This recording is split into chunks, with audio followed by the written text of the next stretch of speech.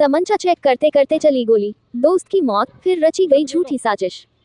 रुड़की के मंगलौर में हुए सौरभ हत्याकांड ने ऐसा मोड़ लिया जिसने हर किसी को चौंका दिया, जिसे बेरहमी से की गई हत्या समझा जा रहा था, वह असल में दोस्तों की लापरवाही और उसके बाद रची गई एक खतरनाक साजिश निकली। पुरानी दुश्मनी का बदला लेने के लिए निर्दोष लोगों को फंसाने की पूरी पटकथा तैयार कर ली गई थी, लेकिन पुलिस की जांच ने झूठ की हर परत उधेड़ दी। घटना के बाद घबराए दोस्तों ने खुद को बचाने और पुरानी रंजिश का फायदा उठाने के लिए अनुज, रॉबिन और प्रद्युम्न को झूठे हत्या के मुकदमे में फंसाने की साजिश रच डाली। लेकिन पुलिस ने पूरे घटनाक्रम का पर्दाफाश करते हुए सुमित, डिम्पल और आशीष को गिरफ्तार कर लिया। उनके कब्जे से घटना में इस्तेमाल 12 बोर का तमंचा और खोखा कारतूस भी बरामद हुआ। पुलिस ने जांच के बाद मुकदमे में गैर इरादतन हत्या की धाराएं जोड़ते हुए आरोपियों को कोर्ट में पेश कर दिया।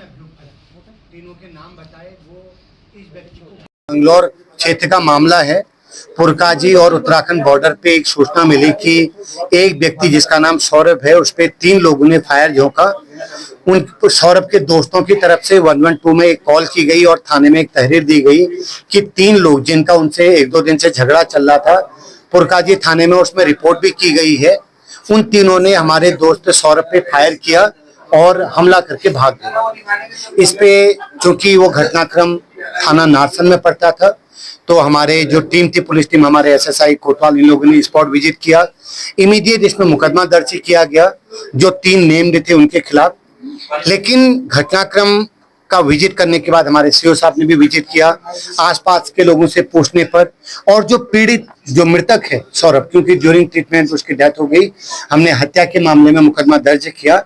जो उन्होंने कुछ संदेह जाहिर किया, कुछ इनपुट दिए, तो उससे इस बात में संदेह हुआ कि जो 3 नेम्ड हैं वो इस घटनाक्रम में शामिल हों, क्योंकि उनकी लोकेशन अलग थी।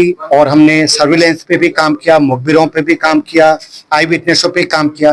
तो फाइनली जो 3 दोस्त थे, इनसे थोड़ा कड़ाई से पूछताछ की गई, तो जिसमें सुमित, डिम्पल और आशीष जो तीनों हैं, इनसे अलग अलग पूछताछ करने पर इन्होंने एडमिट किया कि सर हमने ये एफआईआर या ये सूचना थी वो गलत दी। घटनाक्रम ये था कि सुमित जो ऑलरेडी क्रिमिनल माइंड का व्यक्ति है, जिसपे संगीन धाराओं पे 2022 और 23 में थाना पुरकाजी में मुकदमे दर्ज हैं, एक थाना सिटकुल में दर्ज है। वो अवैध कट्टा रखता है, अवैध असलाह रखता है। वो खुद जो नेम्ड अभियुक्त जो उन्होंने बनाए थे, उन पे हमला करने के लिए वो लेके आया था। क्योंकि उसकी रिपोर्ट ऑलरेडी पुरकाजी में दर्ज है, तो वो सीधा उत्तराखंड से कंसर्न नहीं था।